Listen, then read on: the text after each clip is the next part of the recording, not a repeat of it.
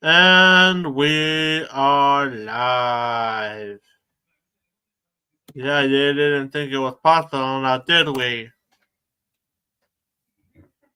Well, I'm back once again. But I felt like doing another stream. And because I've been dealing with some fucking anxiety these past few days.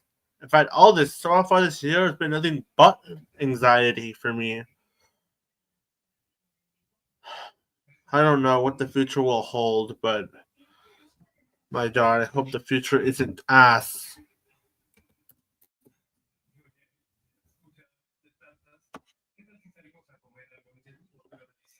So I'm back once again to do a list that I've been waiting to do for quite a while.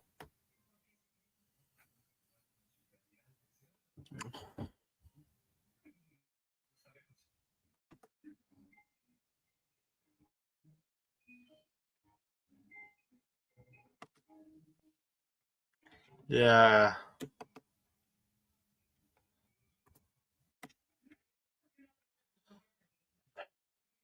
that's right.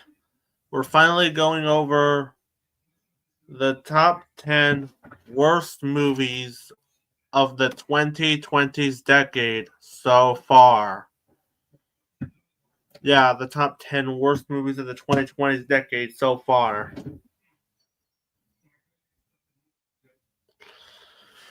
Oh boy. This decade sure has been rough. Like, these past few days and months, I've been dealing with some major anxiety, and it's been not been well for me. I have so many fears right now for the future because, yeah.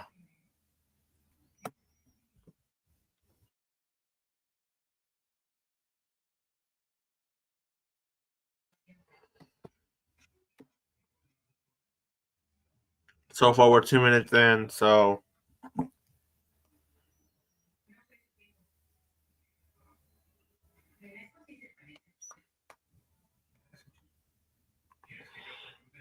just waiting for some people to show up.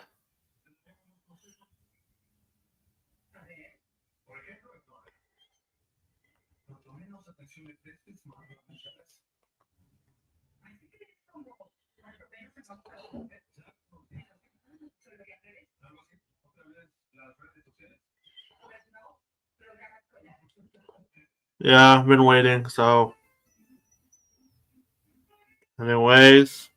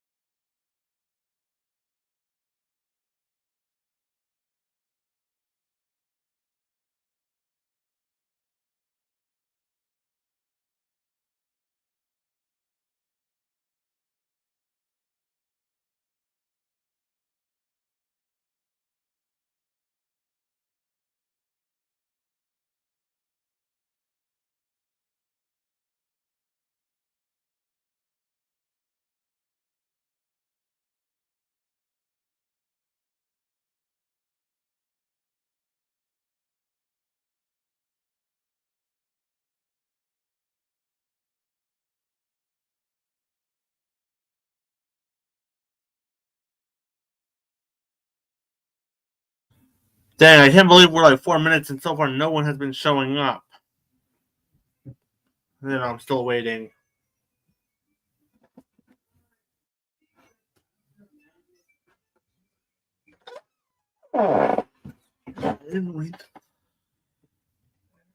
Oh well. Anyways.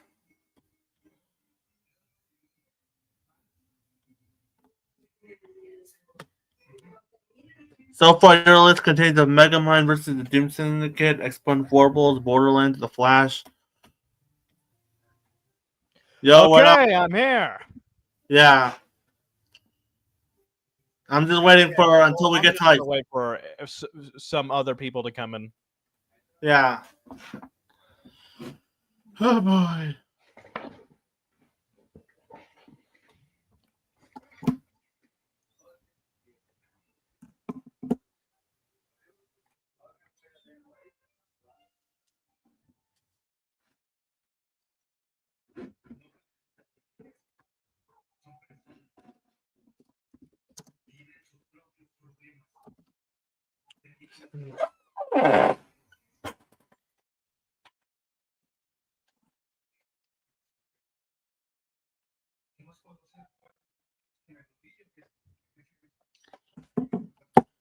Oh boy. Yeah, that film is awful, and we refuse to watch it in any capacity. Hell, it makes a lot of the incredibly violent movies of this decade look tame in comparison. Yeah.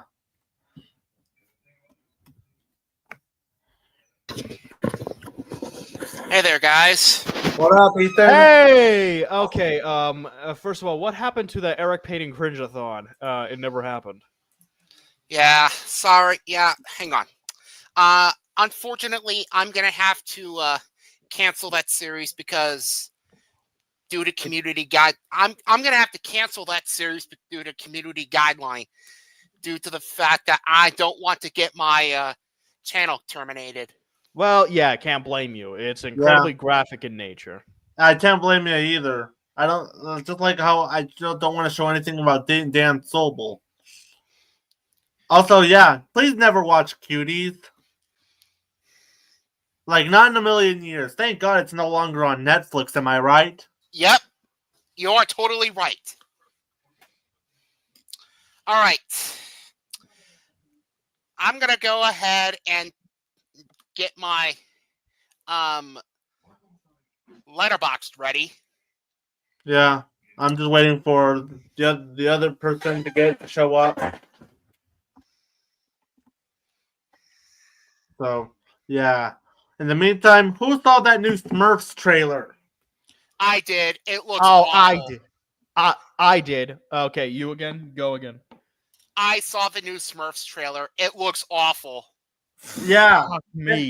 And as someone who is a bit of a fan of this franchise, it definitely hurts because I was hoping that they would finally learn their lesson after the god-awful live-action movies practically tarnished their reputation. Like, you want to know how bad like the new trailer is? Let me pull up one of my DVDs because I still have it. That new Smurfs movie is my least anticipated film of the summer. Yeah, Without question. Yeah, like seriously though, the trailer was so bad it made people realize, hey, this was actually not that bad of a movie. Am I right? Actually, yeah. Like, yeah, say what you will about Lost Village. Yeah, it ain't a great movie by any means, but it's still enjoyable for what it is, and it was actually faithful to the franchise. It actually stayed true to what made the franchise good. It at least tried to stay faithful while trying to push the franchise forward. Yep. Yeah, like we could get a Sonic the Hedgehog with in a Transformers 1 scenario out of the new movie. But if it doesn't, if it doesn't actually get better, oh good God, the reputation of this franchise is set to repeat itself. Yeah. I'm gonna say it again. That Smurfs movie is my least anticipated film of the entire summer. Well, I only have two movies that I really want to go see in the summer. Eddington and The Toxic Avenger. I wouldn't be surprised if it bombed epically at the box office. Yeah, I mean, it's going to bomb at the box office. I mean, it's released in the same month as James Gunn's Superman and Fantastic Four, The First Steps, and Jurassic World. Yeah. Rebirth. Jurassic World Rebirth. Yeah. Why? Why are you releasing it in the same time as that? Oh, exactly. And, speaking of DC, hold on. The actor that played Joker in the two movies is finally letting go of DC. Thank God. Thank God. And look, he's gonna be doing something better. Yeah. You wonder why Joaquin Phoenix doesn't do sequels. Yeah. Yeah. And it's coming this summer. Yeah. I'll say one good thing about the new Smurfs film. I do kind of like the art direction they're going with. Like, you know. But it's just so fucking wasted. Yeah. like the art style was actually looked very promising. But no, it's not. But not with this kind of movie. Like, say what like people can hate on this movie all they want, but at least this one actually cared. It actually tried to do something different. Tried. And the humor was just not funny. I mean, it stars James Corden, who's never funny. Oh God! And I bet, and I can tell you, I can assure you that he's playing influencer Smurf. Mm-hmm. You know what? It fucking suits him. Because he's such an irritating little shit. Yep. Yeah, I'm not even gonna bother. I'm gonna watch that new Hawkwind Phoenix project. It's coming in the summer. All right, so yeah, as we all know, seriously though, let's just wait until Bad Guys 2 comes out. I'm looking forward to that film this summer. Yeah, like the only possible way it can be worse than the live action movies is if it ends up doing what Velma did.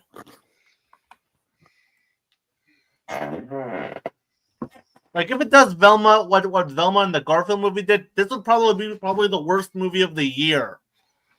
Oh boy!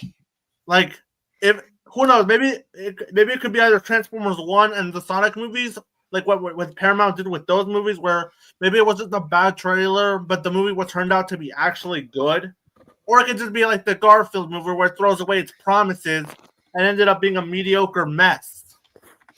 Oh, don't even get me started with the Garfield movie. I will mention that in a bit. I will tear that movie apart in a bit. Haven't you done that enough? Yeah, I'm going to be doing this again. I'm going to be doing it again for this video. Because, oh boy, it deserves it. Sorry I'm late. Oh, hey, welcome. And by the way, folks, I'll be going to see I'm Still Here on Saturday. Yeah, hope maybe the movie might be good. I heard it was getting some buzz. Yep. So I guess we just doing. Does anyone have a comment we can show for Crackhead? No. All right, I don't. guess. Do we want I to guess do Pickle Treasures? Yeah, let's do that. All right. Let me get something. I'll be right back.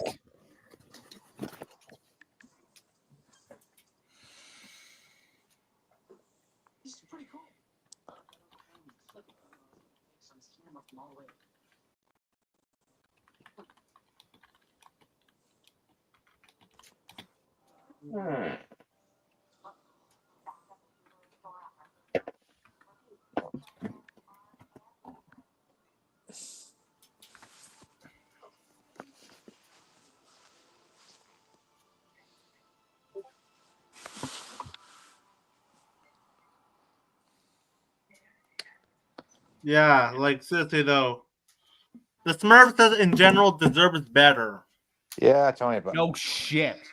Like I'm like seriously though, like people don't know this, but the 1980s cartoon was actually what saved Hanna-Barbera from going bankrupt, and without that, we wouldn't have Cartoon Network. Exactly. All right, I'm back. All right. I'm going to start with my pickle of the show. My pickle of the show is Trolls World Tour. Oh man, I can imagine someone. I'm happy about that. To me, it's arguably the least awful of the film of the Trolls franchise. But still, this movie is absolutely horrendous. Nothing is good about this movie at all. Like, nothing. The voice acting is horrendous. Queen Barb is one of the absolute worst villains in animation. I wouldn't really agree with that. I actually think Queen Barb was at least enjoyable for what she was. Plus, she's voiced by Rachel Bloom, and she at least looks like she was having some fun. Like, after all, she did voice Silver in Angry Birds 2 and Autumn Blaze in MLP. Yeah, but the soundtrack is obnoxious. The course it is. animation is god awful. The story is non-existent. Not to mention, James Corden is insufferable in this movie. He was insufferable in the first Trolls movie. He was insufferable in the sequel too. Like he always is. Yeah.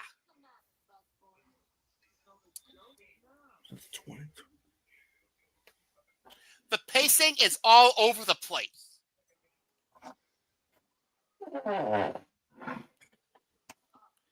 The ending is a disgrace.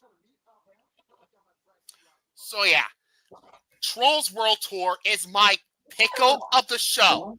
Fuck this movie. All right. My treasure of the show, The Exorcist. Oh, that's Yep. a classic. A classic horror movie for very good reason. Yep. This movie's phenomenal. Need I say more? I don't think so. Everything in this movie is amazing. The scares, story, screenplay, pacing, editing, visual effects, which were impressive at the time, considering the fact that this movie was released in 1973. And it features spectacular performances from Ellen Burstyn and Linda Blair.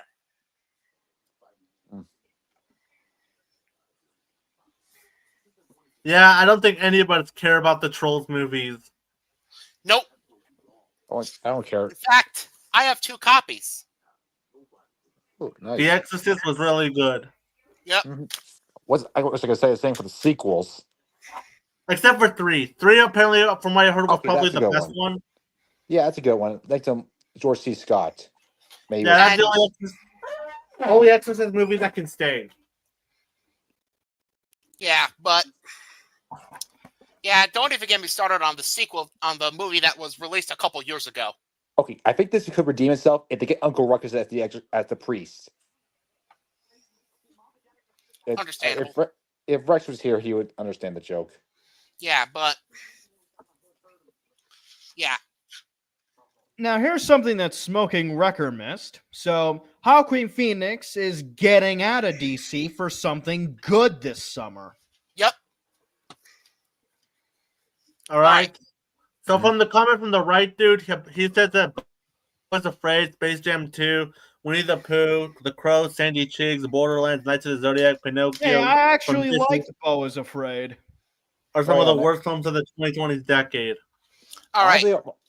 Funny thing, and now, all right. That's why The Exorcist is my treasure of the show. Excellent. All right. Should we get to the main? Should we get to the nitty and gritty? Oh yeah, we should. It's too long at this point, but let me pull up my letterbox list. I'm gonna get my letterbox ready. Yes, we are finally on the point of the list. The worst movies of the 2020s decade so far. You gotta as for the list, only movies we've seen between 2020 and 2024 that came out during this decade in some capacity. All right. So I'm gonna go over my dishonorable mentions, and they are Red Shoes and the Seven Dwarfs, Chaos Walking, Run Hide Fight, Cosmic Sin, Blacklight, Brazen, There Are No Saints, Fear, Robots, the one that stars the Shailene Woodley and Jake Whitehall, Perfect Addiction, The Exorcisms that stars Russell Crowe, Founders Day, Mea Culpa, COVID-21 Lethal Virus, The Woman in the Window, Peter Rabbit 2 The Runaway, Bubbleheads the Movie, Jeepers Creepers Reborn, Summering, Norma the North Family Vacation, Artemis Fowl, and finally, After We Collided. All right. Now, let me... I'm doing something here. Give me a minute. My phone's really slow.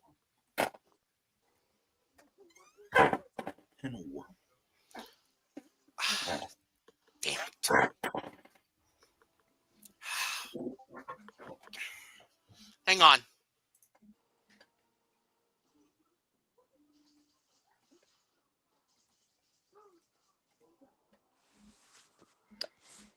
All right, never mind. All right. My dishonorable mentions are Trolls World Tour, Trolls Okay. Band Together, Eternals, Bob Marley One Love, The Exorcist Believer, Jurassic World Dominion, Despicable Me 4, Borderlands, Spider-Man Lotus, Lyle Lyle Crocodile, Spirit Untamed, Uncharted, My Big Fat Greek Wedding 3, Expendables 4, and The Strangers Chapter 1. And from Mr. Chilbian, he said that. Oh, and Fantasy Island. Yeah, he said. Mr. Chilbian said Winnie the Pooh, Blood and Honey Duology, Turning Red, Jurassic World Dominion, Snake Eyes, Haunted Mansion. Yep, all pretty terrible movies. You're telling me Haunted Mansion was a waste? Waste, like, poor Dane DeVito and Owen Wilson. They deserve so much Yeah, better. I feel bad for them.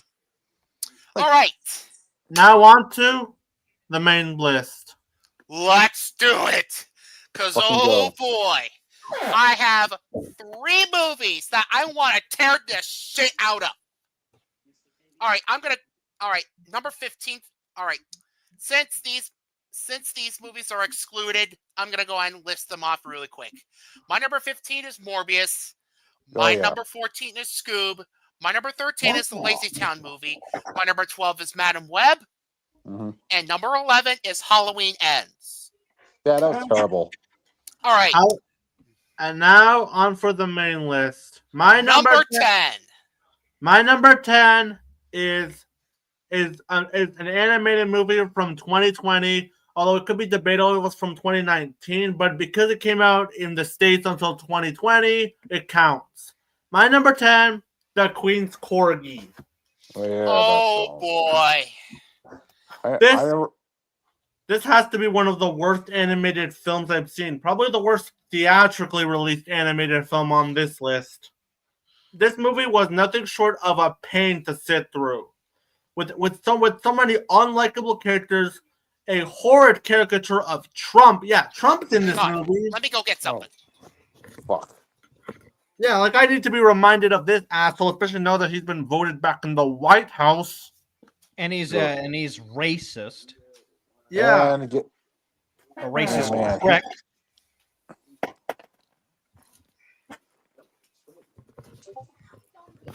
He makes Michael Bay look nice by comparison. And that's Yeah. All right. I'm back. All right. All right. My number 10. Wait, I'm not finished. Oh, sorry. Yeah, Talk the about Queen and the movie's humor is abysmal. Like there's the moments that shouldn't even be in a kids movie. Like the humor is like some of them involve piss jokes, some of them involve gangsters, and it all results in in a movie that's beyond unpleasant to sit through. Like I'm surprised this was even allowed to be made. I'm surprised that it wasn't even rated PG-13 for some of the scenes that are unsuitable for children. Yeah, it got paid for that. And it has a 0% on Rotten Tomatoes, and rightfully so. go figure. Nah, Yeah. this is a movie that should have been PG-13. Or better yet, not been made, or at least take out the Trump shit. Yeah. Like, Why put political stuff in a kid's film? No one gives a shit about that. Unless it was Star Yeah. Wars prequels. What are you trying to do? Divide the White House even further? Yeah. Okay, let's look at the description. Thematic content involving sexually suggestive material, rude humor, violence. No. It should have been PG-13 for sexually suggestive material alone. No, you got rating system got that wrong. Yeah. Like, it's not even, like, this can't even have the excuse that was made back in the 1990s or the 1980s. This is a film released in the 2010s to 2020s. Yo, look at this quote right here. Holy shit. Like, All let's right, read zoom it in, out. please. All right, let's zoom in, please. Okay, Yeah. let me zoom in. Take me, stud muffin. I'm getting hotter in more ways than one. What? In a kid's film! You know, In a fucking kids movie. How the hell did this movie not get rated PG-13? That's just beyond me. Exactly. yeah, and this and this was released by I guess Lionsgate in America. Yeah. Lionsgate. In other words, this movie was an absolute chore to sit through, and it's probably the worst theatrically released animated film of the decade. Because trust me, you will see some later animated films later when we get to them, and that's why The Queen's Corgi is my number 10. All right, my number 10 is the remake of The Crow. Oh God.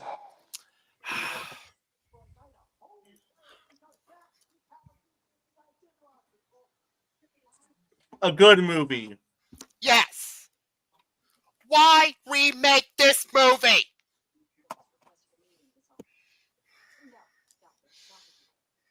It should have remained in development hell. Yes. Or never been made.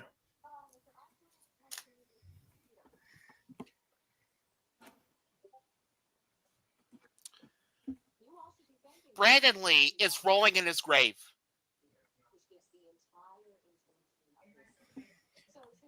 Wait, let me look up the director. Let me see if he's I'm going to talk about this movie real quick.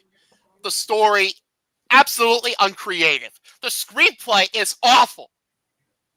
The acting, terrible. Bill Skarsgård gives the worst performance of his career. FKA Twigs was also awful. The pacing is just torture. Like, this movie was just torturous to sit through. This movie was almost 2 hours long, and it felt like 4 fucking hours.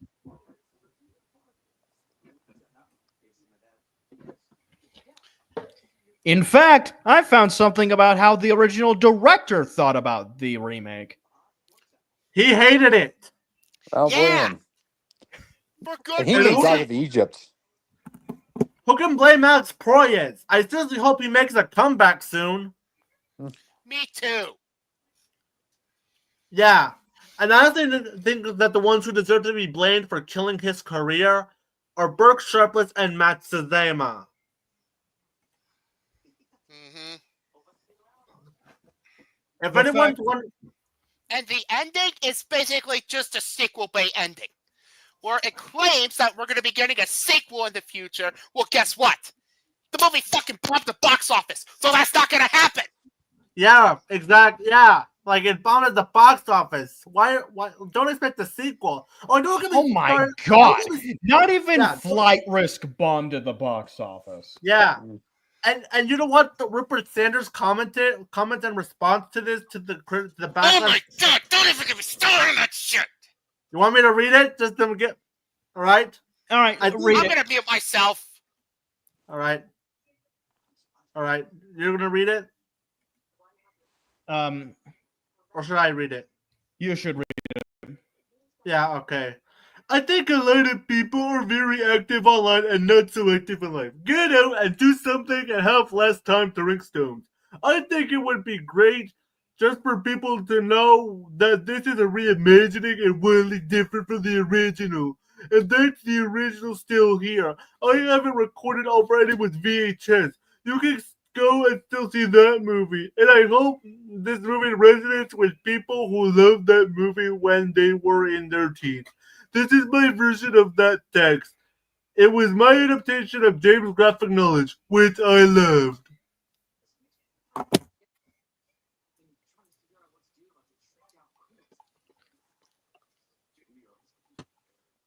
Yeah, valid response. Yeah, Wait. certainly not stupid, all right. Yeah, certainly not a stupid response, all right. No, it was a valid response. Why is it that every movie from It's 2004? sarcasm. Oh God. Yeah, in 2024, it almost seems like everyone is trying to blame other people when their movie bombs. Rupert Sanders did it, Randy Pitchford did it, and the people at Sony tried doing it when they tried to defend their stupid universe. Exactly. And folks, that is why the remake of The Crow is my number 10. Yeah, and I call The Crow the crap. Burn. Yeah, it's not a Crow movie. It's just boredom. That's how I felt when watching it. That's how I felt watching it too. Yeah, All I right. didn't even watch this movie. I just saw the Wait, pitch movie for it. Yeah. Hello. Sorry for the Hello. wait. I was seeing the hard eyes. Oh. Anyway, Yeah. I haven't- Crow 2024 is my number 10. Fuck this movie. All right. AKA Emo John Wick. Yeah. So, Yeah. Rex, do you have any? No. I got an even better name. The Cunt. So, Okay. My number 10 worst movie? Are we do you have doing any dishonorable we're doing mentions? 10, not top 11, right? Top 10. Yeah. My number 10, there's going to be a two-parter for Orleans. So my number 10, Night of the Animated Dead. You know, this is basically a shot-for-shot remake of the original Night of the Living Dead, except it's done in crappy animation. It's the reverse of a live-action Disney remake. And, like, it's just pointless. Like, why do you get to do a shot-for-shot remake in crappy animation? Just stick with the original or the 1990 remake with Tony Todd. Rest in peace. Rest in peace, Tony Todd. Mm-hmm. Rest in peace. You were the Yep. best Venom. Yep.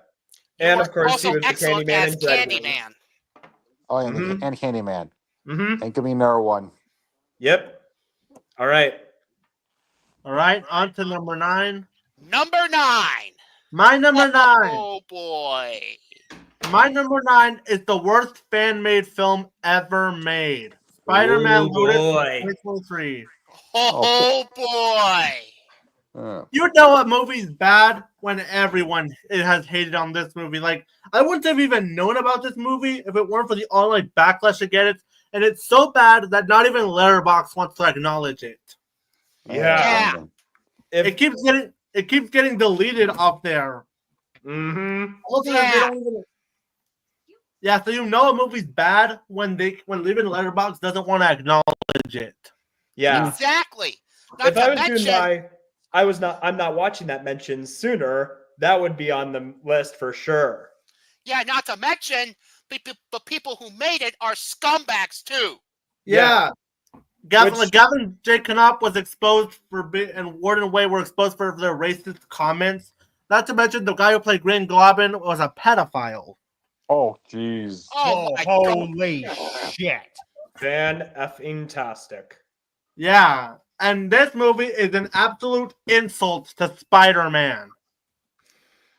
With the way they treat Peter Parker in the movie, he is so beyond unlikable in this garbage movie. Like, all he does is whine and fucking trauma dump on a kid with cancer. Jeez. That's the reverse of what like Spider-Man would do. Like, remember the '90s animated series where like he granted a cancer patient's wishes? Yep. And This Yeah. is an insult. This is an insult to that. oh god. Yeah. And people say, "Oh, Yeah. Spider-Man." And people say that. And was I'm not even gonna call him emo Peter Parker because he doesn't even deserve that. At least the one in Spider-Man 3 gave us the memes. Yep. Yeah. Hell, I even did the dance at my cousin's wedding. Not to mention this. Not to mention for a fan project, this movie is way too goddamn long. Mhm. Way too fucking long. Like if it was like 30 minutes, yeah, it still wouldn't be good, but you know, I could give it a pass. But And no, even this for- movie's 2 hours. Yeah. and it wants to be taken seriously. Not to mention, this movie, and it doesn't even look like a well-made fan movie either. I can't even give it a pass. It's a fan-made movie, so of course it looks like it has a low budget. Because I've seen fan-made productions that are better than this. Mm-hmm. Yeah. Yeah. This movie is an absolute insult to everything about Spider-Man. I'd call it the worst thing Spider-Man related, but we'll talk about the other thing that was also hurting Spider-Man's reputation. That's All right. why my number 9 is Spider-Man Lotus. All right, my number 9. My number 9 is Five Nights at Freddy's. That wasn't a good movie. Yeah, Opinion handled, but for me, this was the worst movie I saw in 2023. I could never get into the games, and I feel like they're like gone. The main character in this movie is incompetent. The main character in this movie is so unlikable. He's pretty bland. I can't remember anything about him besides he sleeps all day. This film was a disappointment. Actually, for me, that would be giving this movie too much credit. This movie is an absolute disgrace. The story was just non-existent. The screenplay, holy shit, it is horrendous. The acting is god-awful. Everybody gives out such a terrible performance, especially from the main actor that plays the security guard, who is, like I said, unlikable. The villain was just absolute horseshit. The animatronics, I'm sorry, they looked horrendous. The scares are almost non-existent. And when there are scares, they're just cheap. If I could say one good thing about this movie, it's definitely the animatronics. Yeah, the fact that whether they were good or not, they actually committed to using practical effects is at least good. It was actually made at one of at Sesame Workshop, actually. Oh, cool. For me, that's not enough to save this movie. And Matthew Lillard couldn't even save this movie. I love him, but even he couldn't save this. Yeah. The pacing is just atrocious. This movie drags out for far too long.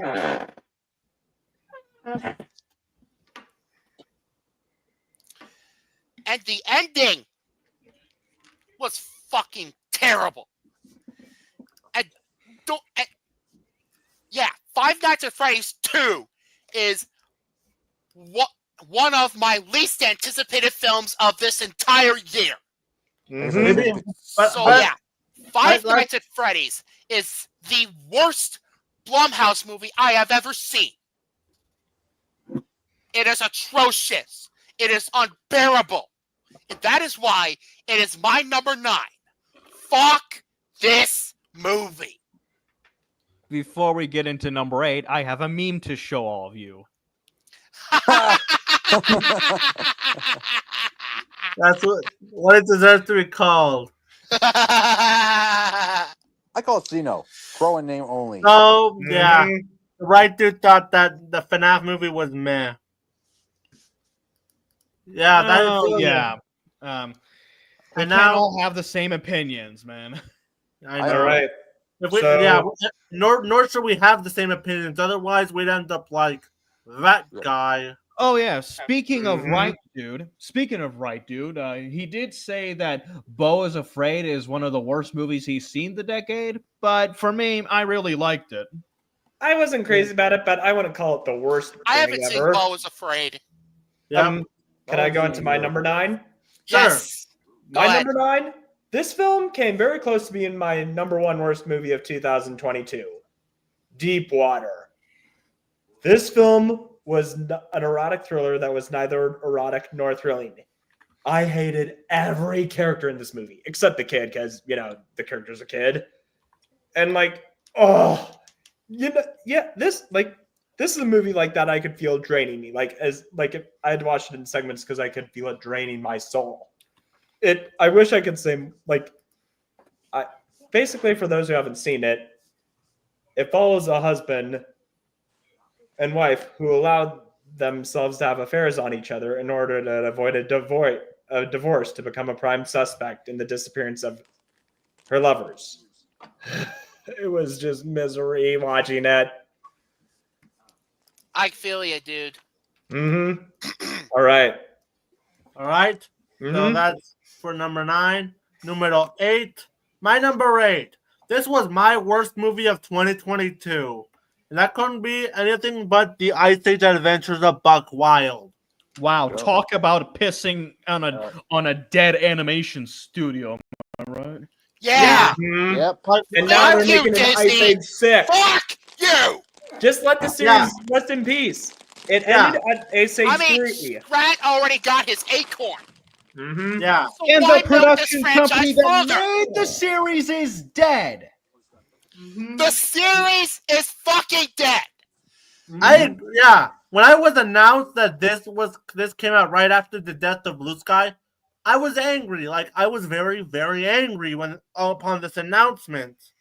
And when the film turned out, it was so much worse than me just getting angry. I was depressed about how bad this movie was.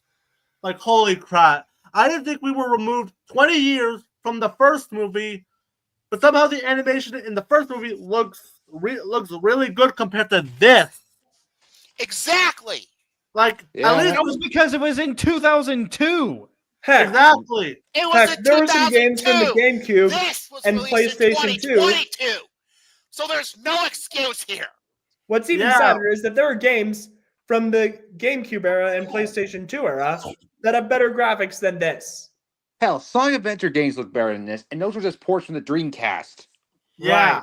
Not to mention, this movie puts the focus, instead of giving more of Buck Wild, we're focused on two of the worst characters in the franchise, Scrat and Eddie.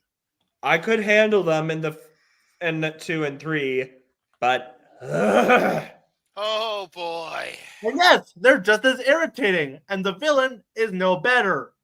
Seriously though, I completely forgot everything about him, and not to mention, I hate this movie more for what it represents in the film industry. When it wasn't pissing me off by its mere existence, it was just boring and sad. Yo, look at what Afro Sushi said in the comments. Yeah. Exactly, man. Mhm. Yay. Absolutely. Good on you for actually abandoning this franchise. Mm-hmm. I I'm do not the even same thing. bothering with Ice Age 6. Yeah. Me Light either. of Skies, Nimona, and Scrat getting his acorn are the real finale to Blue Sky. Yeah. And Dawn of the Dinosaurs for Ice Age. To me, Mhm. it ended with Continental Drift. It's not a great movie, but at least it wasn't as bad as these two. I saw Continental Drift, but I didn't even bother with the 5th one. I can barely remember Continental Drift. It's not bad. There are some good things about it. Plus, it at least still felt like an Ice Age movie. Yeah, the characters weren't flanderized. Yeah, and at least there were. It actually tried to wrap up loose ends. Mm-hmm. And yeah, the Ice Age Adventures of Buck Wild is my pick for the worst movie of 2022. Mm-hmm. That is why it is my number 8. Mm-hmm. And my God, we're going to dread the next 6th movie coming. Yeah. Next year. Next 7. All right. My Kill number me. 8. My number 8 is Dear Evan Hansen.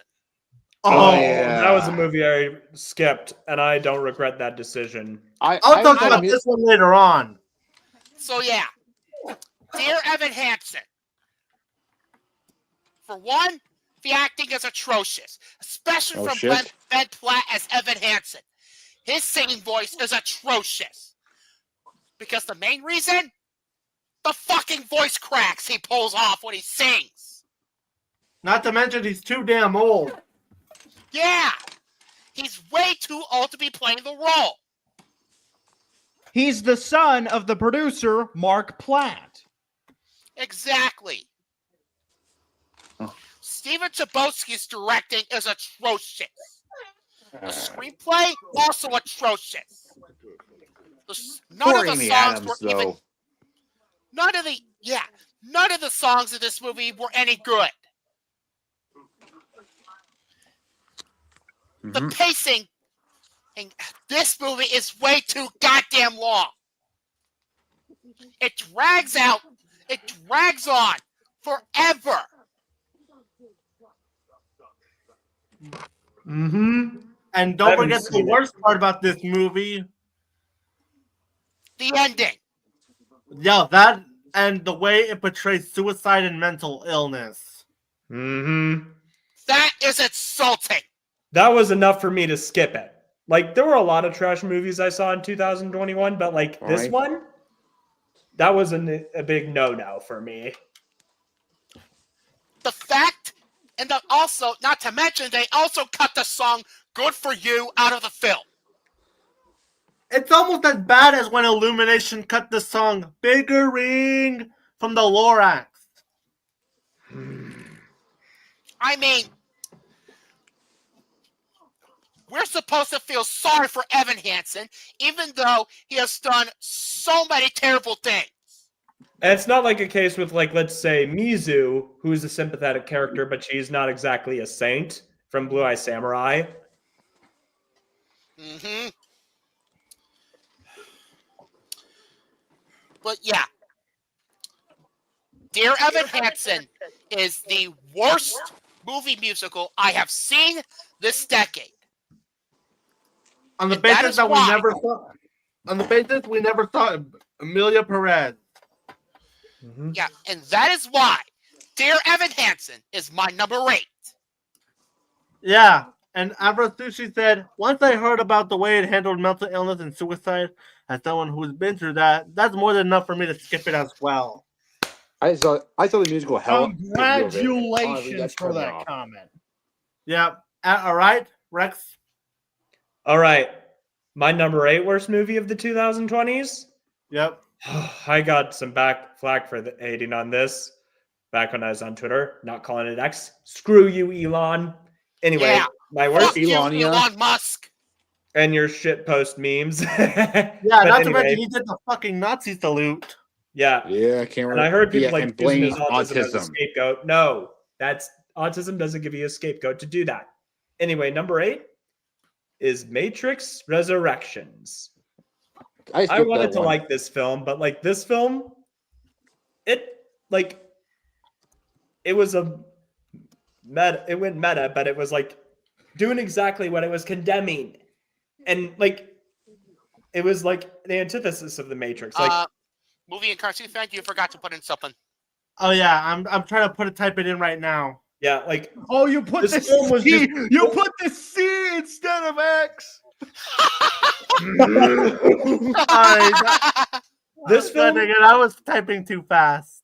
This film was Wait. just a rehash of the first Matrix movie, but didn't do anything creative. Like, I've seen movies like, that pay homage, like legacy sequels that pay homage, but this one didn't do anything creative.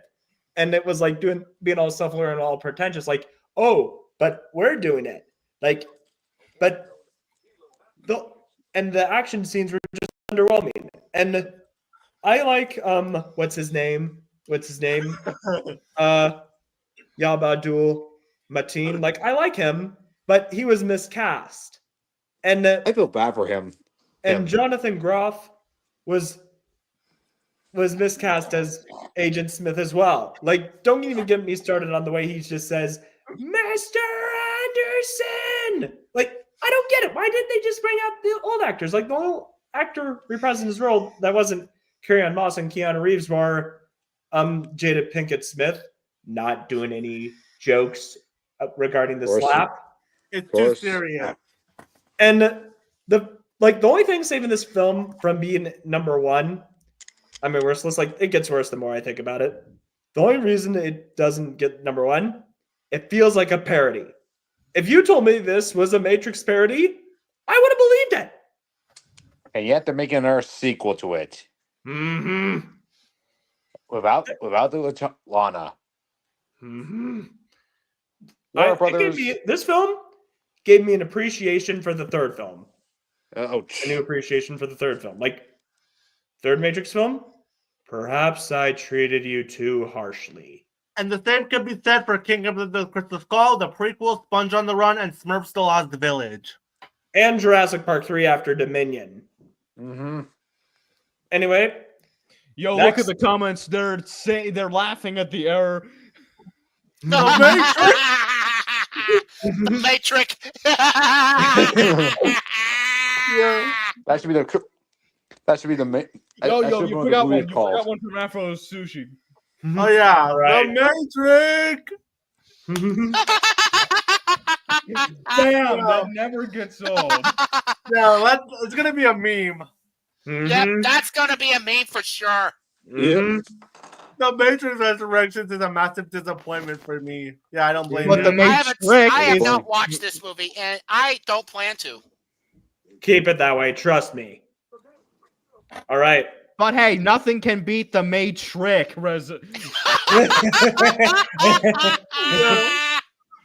All right. Okay. On to my I'm number sorry. 7. All Number right, seven. number 7. My number 7. You know, it's the worst religious film I have seen in my life. Left Behind: Rise of the Antichrist. Oh Wait, yeah, Left I've Behind? seen that Still movie making so these many movies? times at my $5 DVD bin at Walmart. Oh, good God, this movie is awful. And it's directed by Kevin Sorbo. Oh, jeez. Yeah. You know, the guy who basically had a movie where Let There Be Light, it said something about cancer. It was insulting. Yeah. It can't be worse than God and Left Behind or God's Not Dead, right? On the basis of the fact that I haven't seen those movies, thank God. Oh, jeez. Yeah, this movie is abysmal. From the horrible acting, from its amateurish filmmaking, to the obvious right-wing politics that gets shoved down our throats. Like, if y'all are getting mad at Hollywood, mainly Disney, for shoving left-wing politics down our throats, then we should also be getting angry at independence movies when they shove right-wing propaganda down our throats. Agreed. Mhm. Not to mention the title, Rise of the Antichrist. What do you mean? The little creature from South Park? No, because I barely forgot who the Antichrist even was. What the hell? What the hell does the title mean? Do you mean the little creature from South Park? Kill I that have thing with fire! I'm Yeah. sorry, I just had to make that joke. Yeah, and yeah, let's see. Yeah, those are the worst religious movies IMO, and that's coming from someone who grew up in a Christian household. Same. I went to Catholic school. It's sad that America. Afro has another comment. Indeed. Yeah. Ouch. It can't be worse than Left Behind or God's Not Dead, right? I showed it. I told them that on the basis on the fact that I haven't seen those movies, Left Behind, Rise of the Antichrist is the worst. Like, it's sad that America Dad have a better rapture in this and the other Left Behind movies, and good for you, right? No, you're good for refusing to watch religious propaganda. Just film. stick to Kingdom Story Company. Or Prince of Egypt. Or Veggie Tales. Mm-hmm. Yeah. Those I think get better. Yeah. Yeah, I'm just sticking with Kingdom Story Company. At least they don't do this type of shit. Did I ever forget to mention this movie has less than subtle references to the COVID-19 pandemic? Oh, jeez. That's just great. Jesus. Yeah, I agree. And that is why Left Behind: Rise of the Antichrist is my number 7. All right. My number 7 is the Rockfellas movie. I'll have more to say about that. Oh, God. remember that film, but honestly, I won't go back to pretending it doesn't exist. Yeah, I may do a second reaction to this movie in the future. But yeah, folks, this movie is horrendous. The animation and the character designs are ugly. The voice acting is atrocious. The two villains, Xander and Zayden, are just fucking god-awful villains. Not to mention that this movie completely steals from other properties. I mean, Sylvester the Cat is in this movie. Nature Cat is in this movie. Wait, what now? They stole from other properties. And Nature Cat, they made Sylvester fat. Why? Why? In fact, pretty much a lot of the characters are exactly that. Yeah, because Dan P. Lyons has an inflation fetish. Oh, look what I put in the comments. Yeah. More like the Rod Fuckers movie. I'll have more to say about that. All right, let me continue. The story is non-existent. All this movie is just almost 2 hours of filler. The screenplay is atrocious. The voice acting, god-awful. The pacing is fucking atrocious as well. And there's one scene in the film which I do not want to discuss. But I certainly had a blast reacting to it. Let's just put it at that. Let's just say that it involves a kangaroo. Oh God! And that we were laughing or, yeah, you don't want to know. Trust us. Yeah, Darren. Yeah, it's a reply to Afro Sushi. It's a YouTube indie film from Darren Pipster. Darren Pipster, Dan P. Lyons, and Alexander Mortensen should be ashamed of themselves. Exactly. And not to mention that they literally rip off the Flintstones in one scene, and they also stole a joke from SpongeBob SquarePants. Oh, that's a low point. They also rip off Arthur in one scene, where Xander and Zayden actually sneak into a school and pull down the fire alarm. Yeah, I'm surprised they didn't get sued. I'm surprised they didn't get. I'm surprised too. Yeah, me. So yeah, the Rodfellows movie is an atrocious film from beginning to end. The Rodfellows, barely disguised fetish movie. And that is why the Rodfellows movie is my number 7. Fuck this movie, and fuck you, Darren Pipster, and fuck you, Dan P. Lyons. And speaking of Darren Pipster, I do have a video of him getting yelled at by someone. We meet again. How long is it? 2021. Not like how long is the video you showed? It is 28, but I'm showing the moment where he gets yelled at. To do this. Mute your mics right now if you're not. Glide fan. Hold on. Boy. Wait, hold up. So what Darren admitted to was he admitted it early on in the stream. He made a picture of your mind. I feel like I gotta do this. I feel like I need to do this. Mute your mics right now if you're I'm gonna have to take off hold my headphones.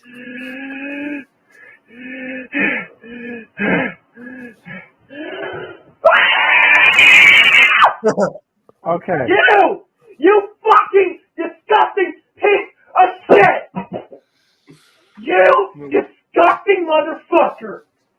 Why? You are actually all the demons in hell just got summoned.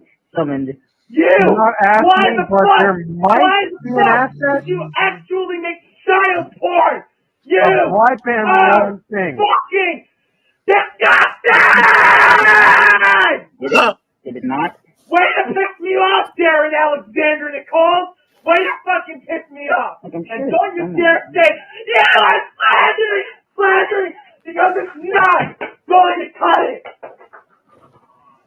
You have pissed me off to the brim. In fact, I am Don't get stopped to boy. the point where I actually want to take over LMNT and fire everyone within the company except for a few people right away.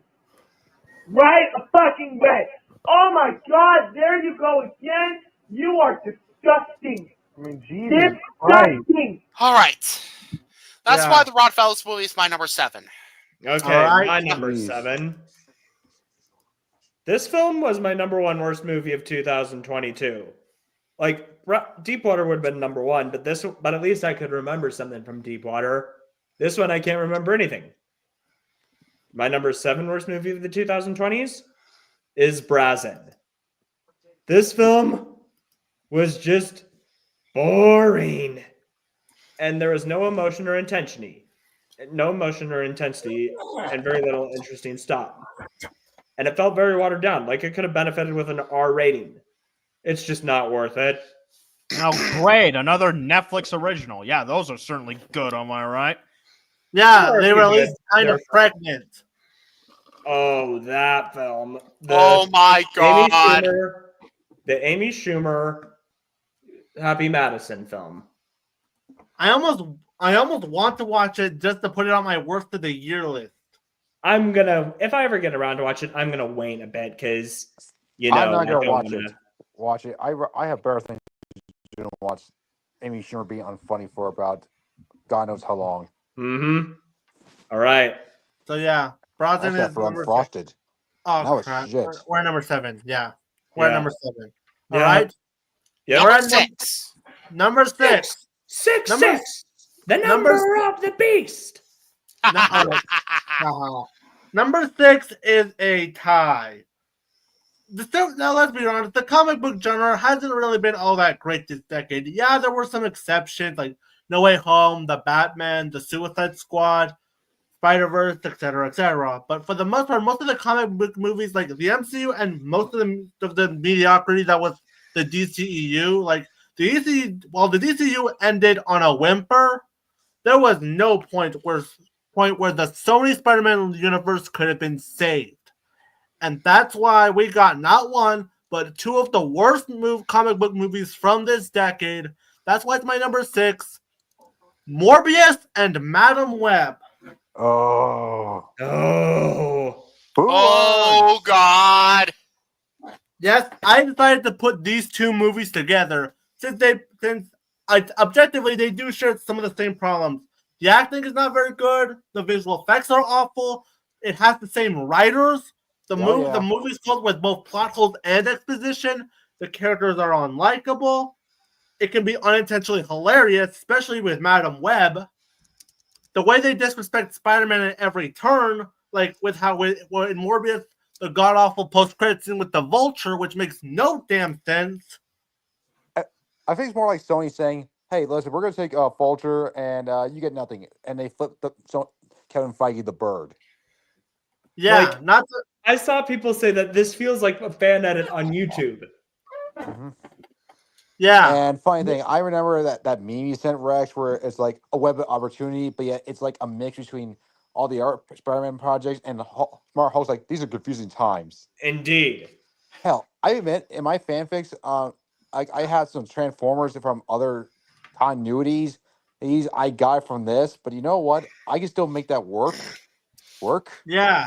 And with Madam Web, look at how many times they keep trying to get rid of as many Spider-Man references as possible. Case in point, the baby shower scene where they couldn't even mention Peter Parker. Oh God! And it's not Just like say a case Peter in the already. Vampire Hunter D movies where they can't directly, like the Vampire Hunter D media, where they can't directly say who the sacred ancestor is. It's implied to be Dracula. As well as the horrendous this change they did to the famous line, "When you take on the responsibility, great power will come." What the fuck? Who wrote this? The same Like, idiots who wrote literally, Gods of Egypt. who the fuck wrote this? And not to mention, the ADR on both the Vulture and Ezekiel Sims is horrendous. Oh my God, the fucking ADR. And of course, the infamous quote. He was in the Amazon with my mom when she was researching spiders before she died.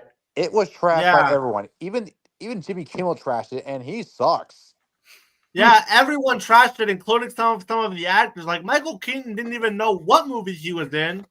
Like, and of course, Sydney Sweeney and Dakota Johnson practically trashed this movie in interviews, but even before the film came out. And Also, I never- Sony, not cool for lying to the Dakota Johnson. Yeah, And then having the Yeah. nerve to go after Oh, her by the way, after yeah. she trashed the movie. Yeah, by the way, Tony, when the CEO of Sony tried to shift the blame on the critics and the people who hated this movie, you know, back when that happened, it was just holy crack the way he responded. Yeah, apparently it's our fault that Madam Web, Craven, and Morbius bombed. Oh, it's not. Is it my fault that I made some crappy? I wrote a crappy fanfic. No. Yeah, I you didn't- want to hear? You want to hear what he said? Hit us. All right, let me get it. Let me pull it up. Oh, I have this meme here. All right. Let's see. I am trying to pull it, trying to get it up. I'm trying to get it right now. But I'll show the meme. All right.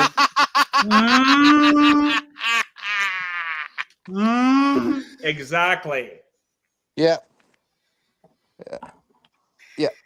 Yeah. You know what? Marvel should get the rights back for, because let's face it, Sony had the run, and now they're just limping. All right. All right. Let me try to get it up right now. I'm still getting seriously, it. Like So seriously. yeah, the stupid that jackass of a CEO literally tried to defend these movies by saying, and I quote, "So it didn't work out very well, which I still don't understand, because the film is not a bad film." He said, "Madam Web underperformed in the theaters because the press just crucified it. It is not a bad film. It did great on Netflix. For some reason, the press decided that they didn't want us making these films out of Craven and Madam Web, and the critics just destroyed them. They did it with Venom, but the audience loved Venom and made Venom a massive hit. These are not terrible films. They were just destroyed by the critics in the press for some reason. Yes, they were terrible films." I'm not going to say anything about that. First off, they were.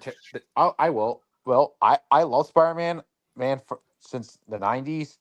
I will say this: no, they felt like really bad fan fiction. Yeah. Hell, Wow, they didn't have the reason why Venom was a hit because everybody loves Venom.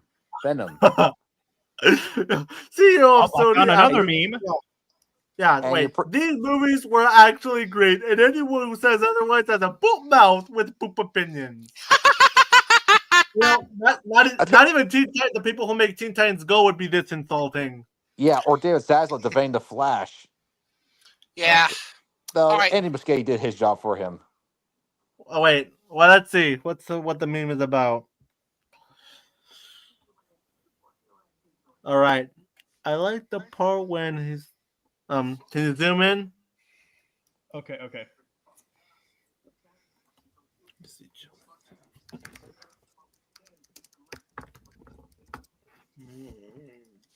I liked the part when X said X and then X'd all over the place.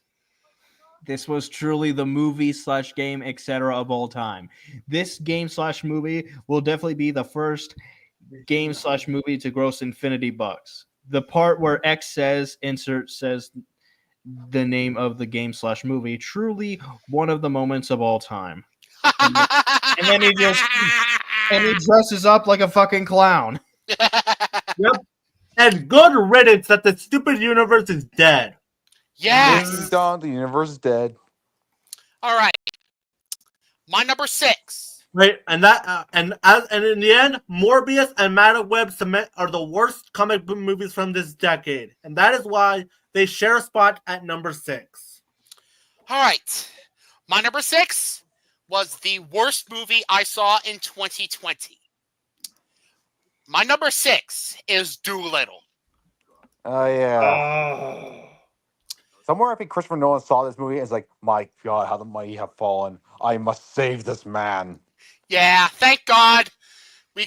Thank God Christopher Nolan saved Downey Jr.'s career 3 years later. Yep. Mm-hmm.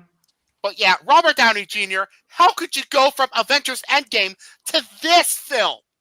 I haven't seen it, but I heard about the infamous scene with the dragon. Yeah. I'll talk about that part in a... I'll rant on that part in a bit. And also, Michael Sheen's in the film. Oh. What the heck? And yeah, same with Ralph Fiennes.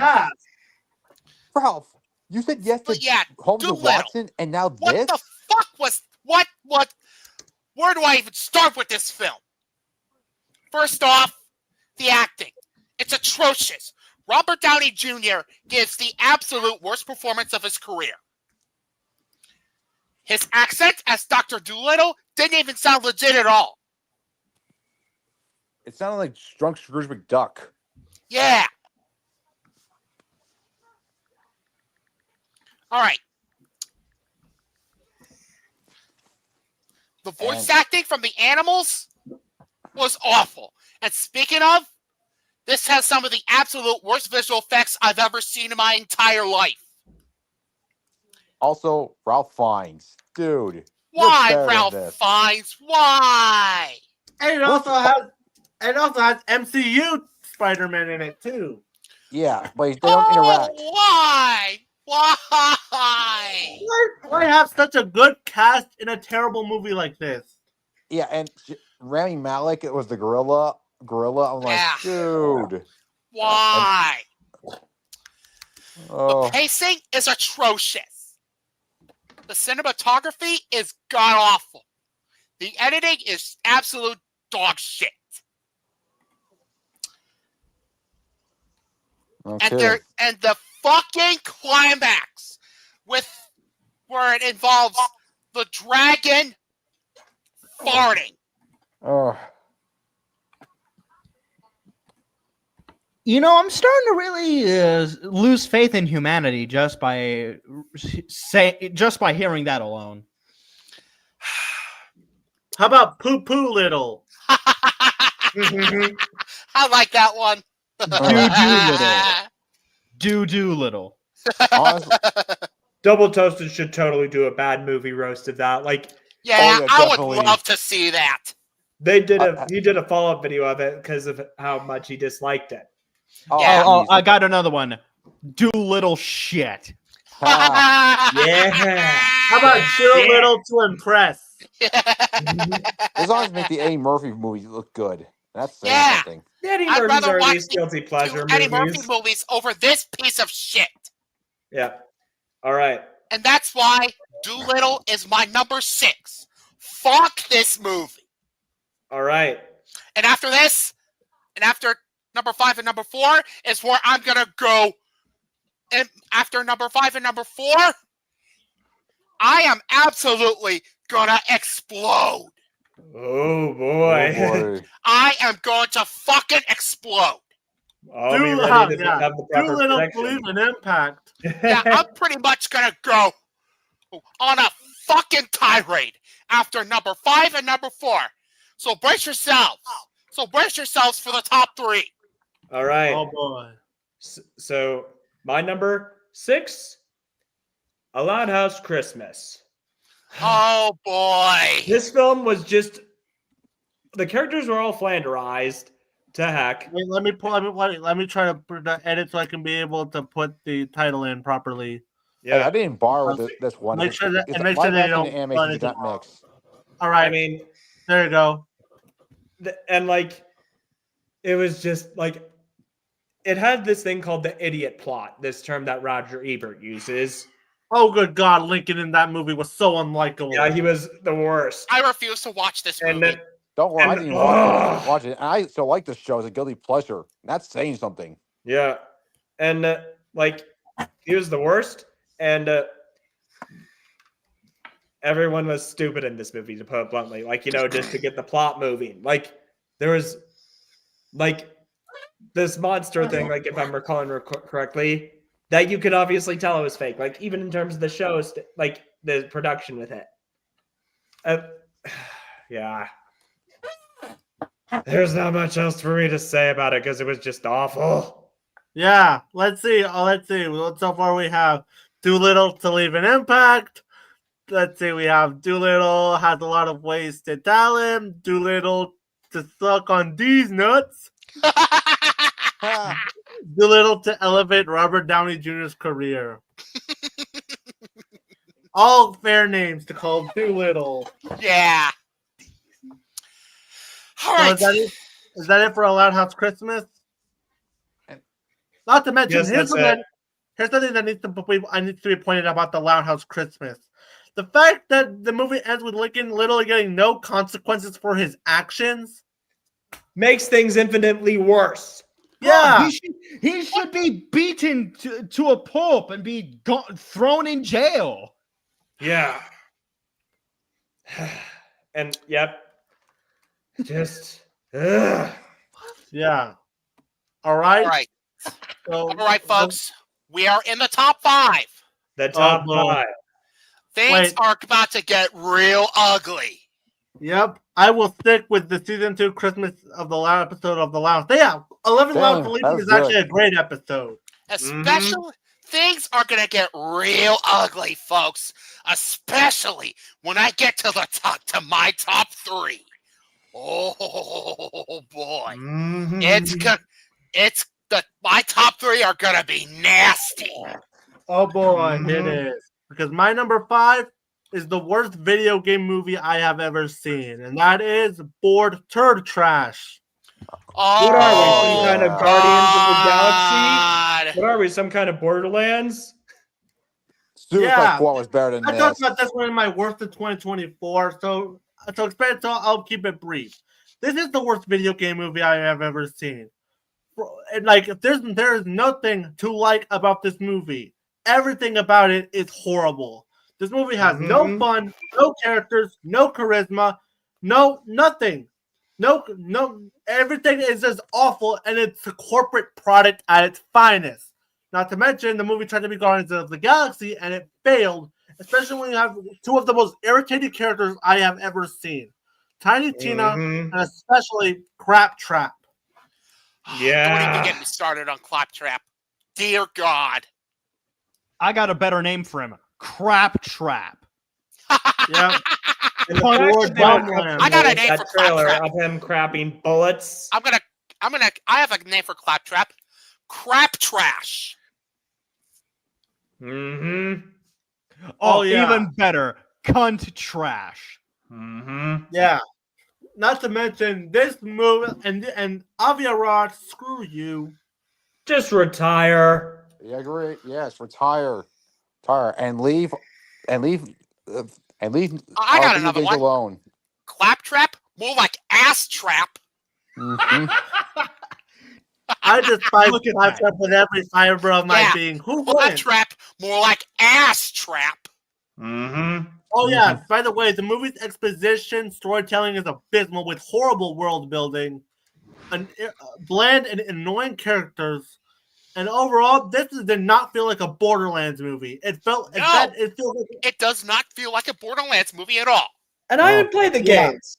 I only played the third one. It just felt like a Guardians of the Galaxy. I think I've played a couple Borderlands games, but yeah, this movie is an insult to any of those who grew up with the games. Yeah. So, yeah. Borderlands. And that, folks, is why Borderlands is the movie and cartoon fans' number 5. Yeah, all right. I hate this movie. What's really sad about this is that this got released on 4K while the best Christmas pageant ever was never released on home video. What? What the fuck? Hell, they even treat Kingdom Story Company like crap. Fuck Lionsgate. Shame on you, Lionsgate! Shame on you! Not to mention that they don't even get me started on the awful treatment that they did to Whitebird. Fuck you, Lionsgate! Yeah, pointing this out.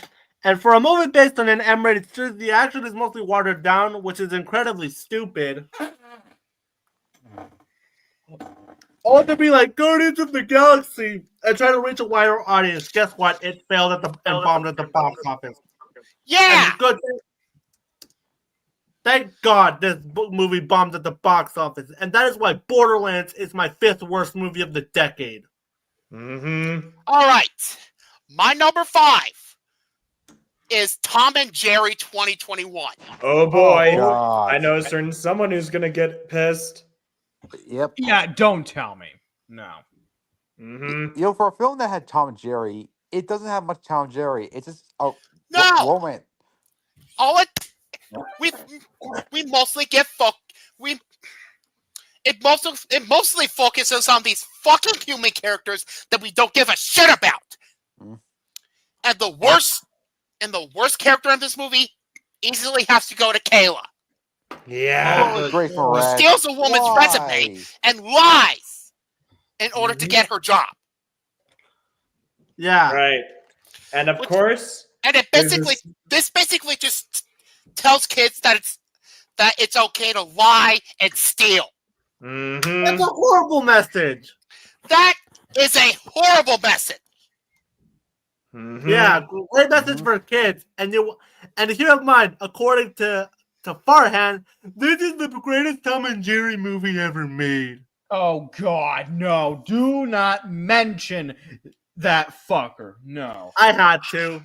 Yeah. Like, Well, he was yeah, so defensive. the animation and the visual effects are atrocious. The story is non-existent. The screenplay is horrendous. The acting, atrocious. Especially from, like I said, Chloe Grace Moretz as Kayla. Mm-hmm. Who would go and redeem herself with Nimona. Yeah. Thank God. Thank God. Especially since, as I said before, she steals a resume and lies in order to get a job, which sends out a horrible message to kids. Yeah. And, did I forget to mention the god awful Steve Bartman reference? Oh. Don't even get me started on that. Also, that has some disturbing implications. Like, so wait, this is a world where animals can apply for a job, like Tom applied for this hotel. But then they're hiring an exterminator to kill a mouse. What? And the fish market. What Don't the forget about fuck? that. Don't forget about Yeah. Don't. There's Oh, no fish market. logic into this. Where is it? I don't see it. Mm-hmm. All right. Oh, The jokes, the humor is atrocious.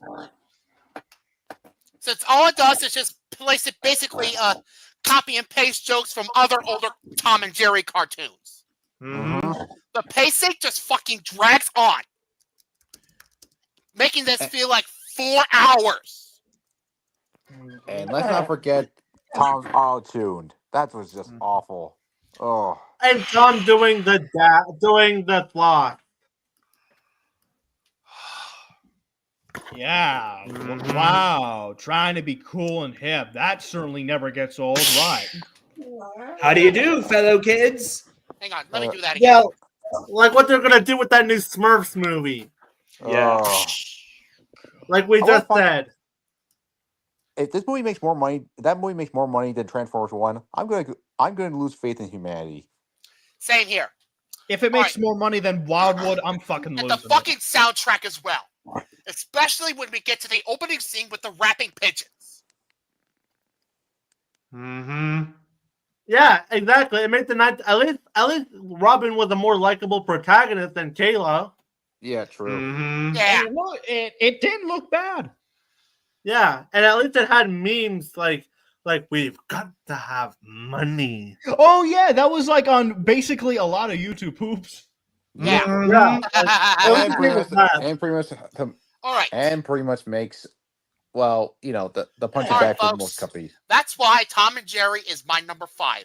It was when I saw this back in February 2021, I thought it would not be topped as the worst film of the year until I saw one other movie that was even worse. Boy. And we will get to that eventually. Oh boy. And that, folks, is why Tom and Jerry 2021 is my number 5. All right. All right. I'm I have to eat dinner real soon, so I'm gonna go ahead and go over. I'm gonna do my number 4, number 3, number 2, and number 1 real quick. All right, number 4 for me is Redeeming Love. This was the worst movie I saw in 2022. The romance is atrocious. The main couple in this movie has no chemistry at all. The costume design is atrocious. Not to mention that there's incest in it. Oh my God! I sadly saw this movie in theaters. Oh my. How the fuck is this even considered a... How the fuck is this even considered a Christian movie? Wait a minute. I found something. I found something. Hold up.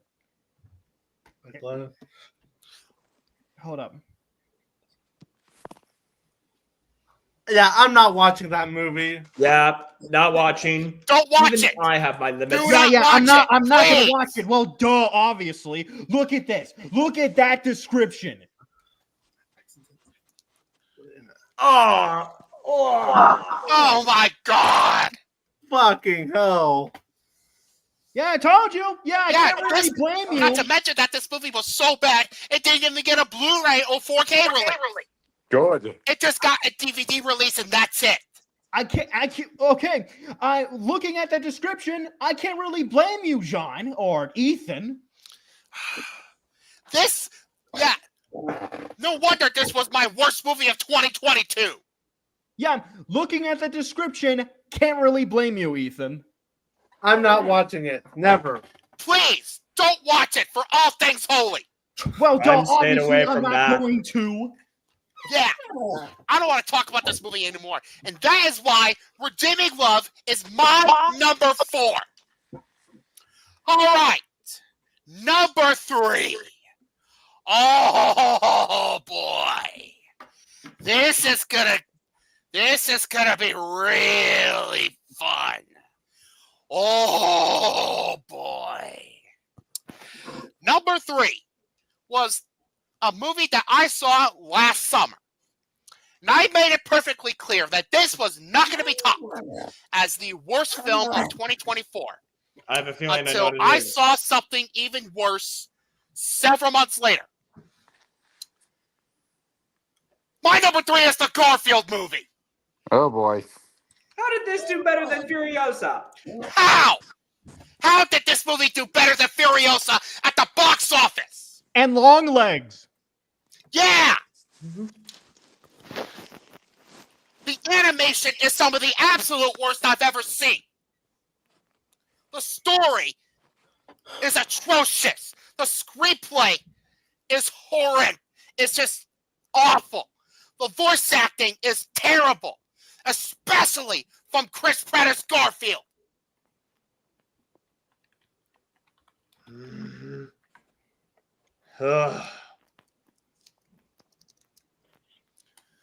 And this movie has a shitload of product placement. From the Sony headphones to Heinz tomato ketchup, Walmart. There's also Olive Garden, FedEx, and the obvious Netflix parody Catflix. The pacing is dreadful, making this movie drag out far longer than it should. This movie was 101 minutes, and it felt like 5 hours. I can't blame you there. And that fucking scene where Garfield literally mentions the Mission Impossible movies.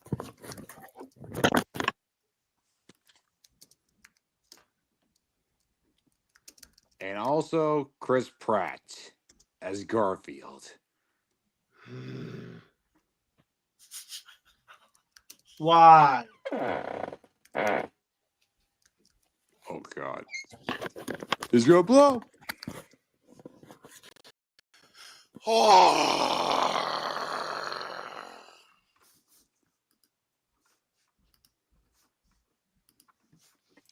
Yeah, let's just move on before I lose my sanity. All So yeah, right. the Garfield movie is my number 3. Number 2. Oh boy. My number 2 was the worst movie I saw in 2024. My number 2 is Joker Folie à Deux. Well, filet a doo-doo. Joker That's not Folly funny. D's nuts. That's not funny at all.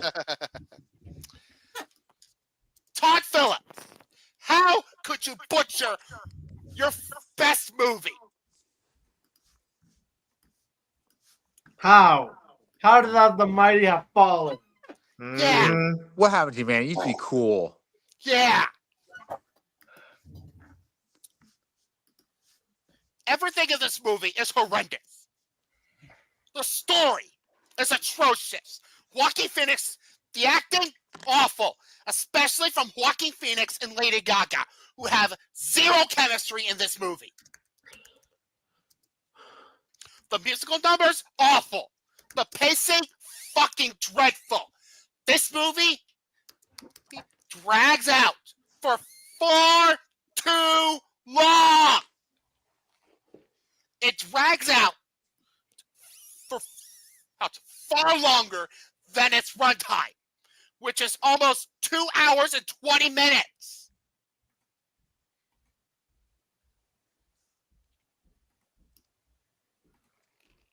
All right. Yeah, it was on letdown. It was underwhelming. Yeah, Yeah. the Understatement. editing is shit. And it misses the point of musical. Cinematography, atrocious. And they ruined the The first musical movie. numbers are also atrocious. And let's go ahead and get to the worst scene in the film. The ending. The fucking ending!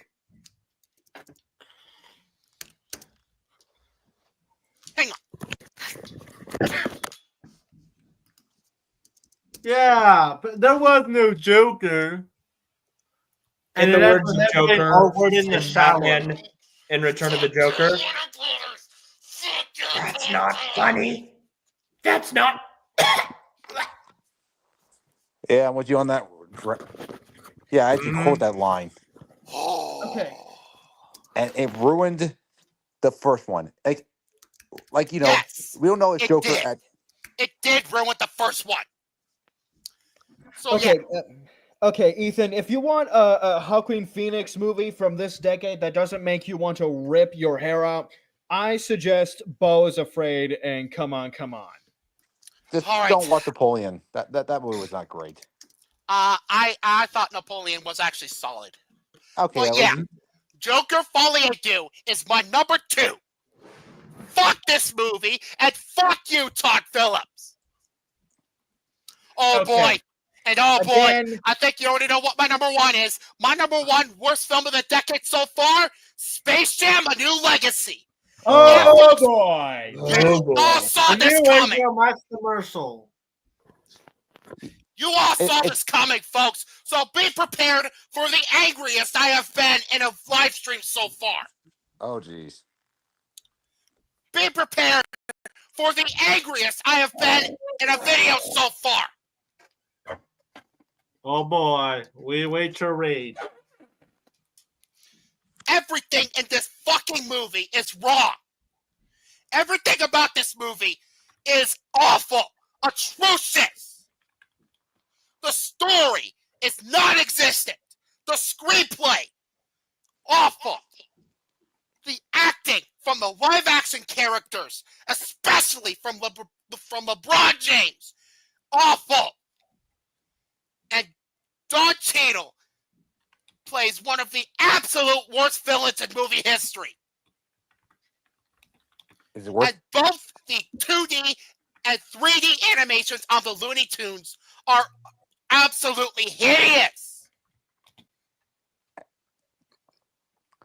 I want a great call, and it feels outdated nowadays with the recent things that were happening to HBO Mini. Yeah, Right. Mini. Because now they took away the And- HBO part. Yeah, it is an HBO cinematography Max commercial. atrocious. The editing, atrocious. Oh, and thank you for mentioning that. Highlight that comment again. All right. Thank you for mentioning that. This movie is a 2-hour HBO Max commercial. That's all. And speaking of, this movie also has outrageous pop culture references and product placements. The basketball scene was just torture. And they cancel what? And they're proud of this, and they cancel Wile E. Coyote versus Acme. Oh, by the way, did I forget to mention apparently the Droogs of the Clockwork Orange making an appearance, yet they got rid of Pepe Le Pew because he's supposedly problematic? I think 2021. I think 2021 was pretty much the year where Warner Brothers gone full on stupid. Yeah. Of course, they also gave us Matrix Don't even get me Resurrections. started. The Porky Pig rap scene is hands down the worst scene. Hands down the worst movie scene I have ever seen in my entire life.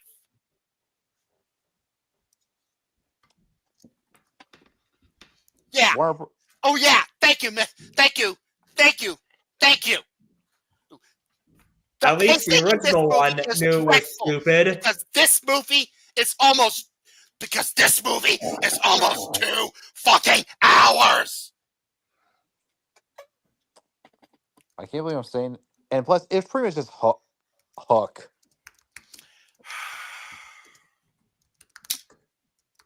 So yeah, I don't want to talk about this movie anymore. Space Jam: A New Legacy is hands down the worst movie I have seen this decade so far. It is the worst sequel I have ever seen in my life. It is the third worst movie I've ever seen in my life. And it's the third worst movie I have ever seen in my life. Period. Ooh. Fuck this movie. Oh boy, All right. Oh yeah, going back to Joker again. Look at my comment. All right, I'm gonna go eat dinner. All right, take care. All right, see you later. I'm so glad I never saw Joker Follow You. I already saw Bones of Fate on Prime and owned it on Blu-ray. Mm-hmm. All right. Now back to who should go first, me or you? Well, didn't you already share your worst fourth? I didn't share my number 4. I didn't. Go ahead and share your worst fourth movie.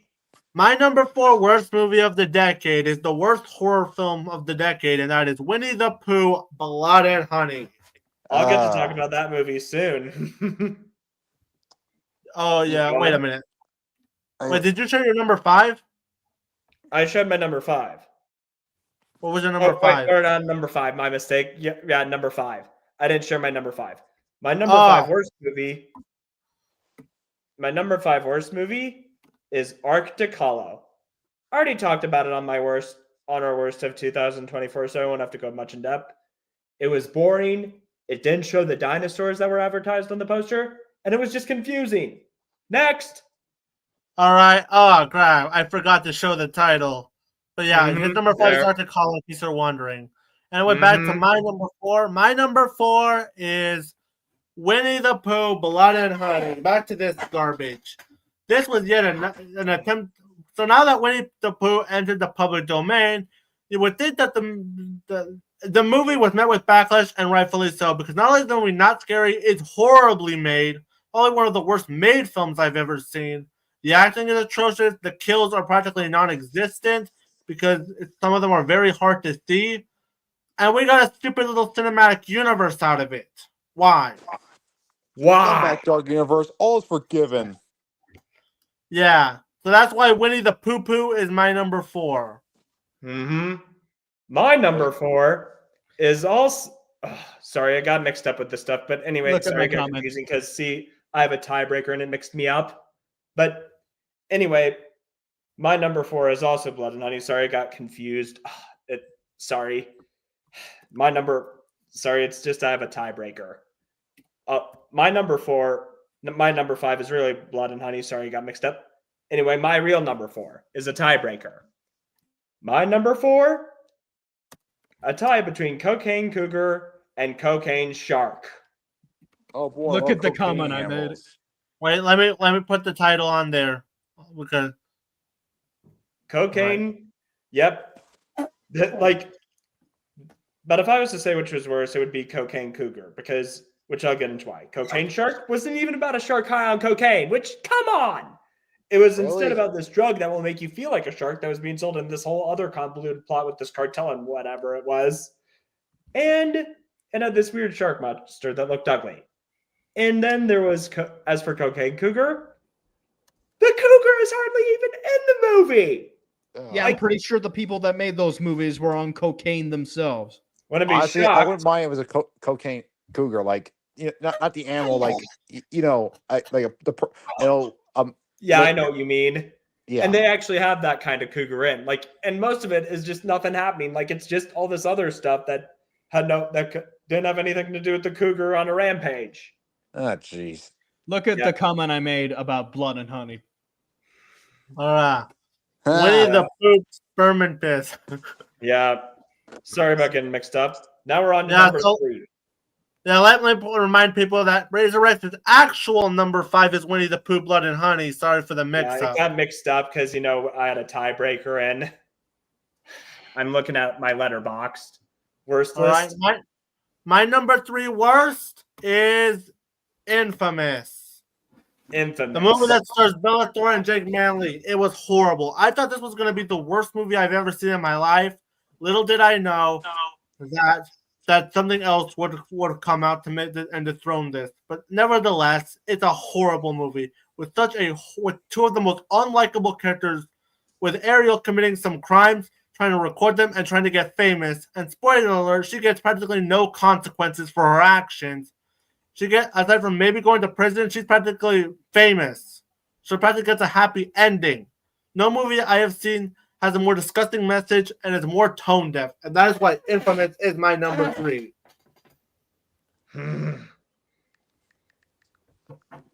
All right. My number 3. Now, this film is a special kind of awful because, like, when I saw it, I originally liked it because they sang high praise about it. But then when I learned more about it, it did something impossible. It made me regret watching it. The film, and for backstory, I need to give a bit of backstory for why I hated it. See, in 2023, I looked into the entertainment industry's long disgusting history of glamorizing and enabling grooming, which is still going on, unfortunately. So anyway, when I liked this movie, I liked it because it was finally nice to have a movie that was against that. But then I learned it was all a lie. My number 3 movie is Sound of Freedom. Like, when I found out the truth, it was the ultimate kind of betrayal. Like, what makes matters worse is the real-life Tim Ballard is a predator. Like, he was fired from his own organization in church. And it gets, like, I know, like, it's, like, the fact that it lied about real-life events is also a big L for me. Oh, not to mention, I actually blame this movie for the reason why I didn't see Oppenheimer. Why? Another reason to hate it. And then, of course, some of the producers, like the producer being exposed. Oh, come on. It was the worst kind of betrayal. I'm thankful I didn't see this movie. Skip Although, it. thankfully, There are the better director anti-pedophilia hasn't done movies. anything wrong. Yeah. Thank God. And Seriously, anyway, no. now Sound we're of on Freedom number 2. Oh, well, let's get this over with. My number 2 worst, y'all knew this will come in. Ethan mentioned it. Dear Evan Hansen. Oh boy, here's a movie that not only offends me on a personal level, like, as someone who's dealt with suicide and mental illness, this movie disgusted me to no end. Yeah, not only is the movie insulting on that account, it has such a horrible main character, with Evan being the absolute worst. Like, seriously though, he lies about being friends with a dead kid to bang the dead kid's sister. I'm sorry. What? That's the plot. I'm not kidding. Huh. Yeah, not to. Wow. But then again, this is the company that owns Illumination, so no surprise that they distribute something like this and Redeeming Love. Right. Don't remind me of that. Yeah. And the musical numbers are horrible. They greatly butchered a lot of great songs, especially when Evan Hansen's between his horrible CGI face they made, which only made him even older than he already was. The movie having some horrible singing with a lot of voice cracks, ADRs, and oh my god, the narrative run should be laughed at. And not to mention, they cut the song "Good for You." The movie that calls out Evan Hansen for being a piece of crap. Right. Oh boy, and between the terrible ending they chose to end on, and it's just an awful movie that makes me feel especially bad. And that is why Dear Evan Hansen is my number 2. All right. My number 2 is a movie I've talked about, and it hit too close to home for me. And it made me lose, I talked about it before. My number 2 is The Front Room. I explained how it hit too close to home for me because my grandmother passed away, and it was just so mean-spirited and gross. I did not need to see bodily functions. Ugh. And the fact that this is from A24. What the hell, you gave guys? us Heretic the same year. Yeah, just move on. Hold on, dinner's almost ready. I'm gonna go into my worst number 1. Would that be okay? Yeah, my sure. number 1 worst movie. I have a lot about my number 1 anyway. My number 1 worst movie of 2020 of the 2020s is Cinderella 2021. Oh yeah, that one. Oh, yeah, it was just that one with James Corden, and it was awful. Yeah, I have to eat soon, so go ahead and share your worst movie. I can't say if Black Adam is an improvement over Cinderella for Pierce Brosnan or not. Yeah. Go ahead. Oh with your worst yeah, movie. the Cinderella movie that shits on male characters. Yeah, and it's just the antithesis of what Cinderella. And Idina Menzel, why? Why indeed? You're in Frozen, and which I just find okay, and Enchanted. Okay, go ahead with your worst movie and cartoon fan. On you. All right, yeah. My number 1 worst movie of the decade is a tie between the Rockfellows movie and Megamind versus the Doom Syndicate. There is no Easter Bunny. Ouch. There is no.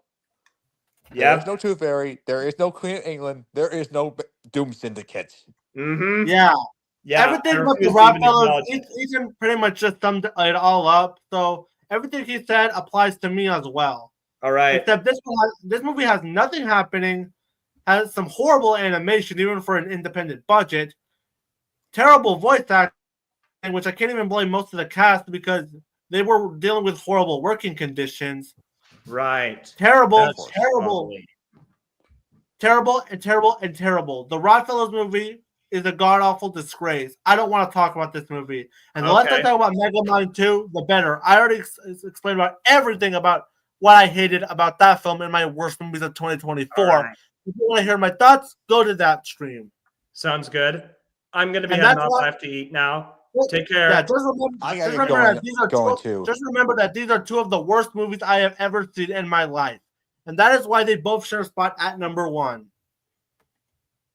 And with that said, let's end the stream and good night. All right, good night.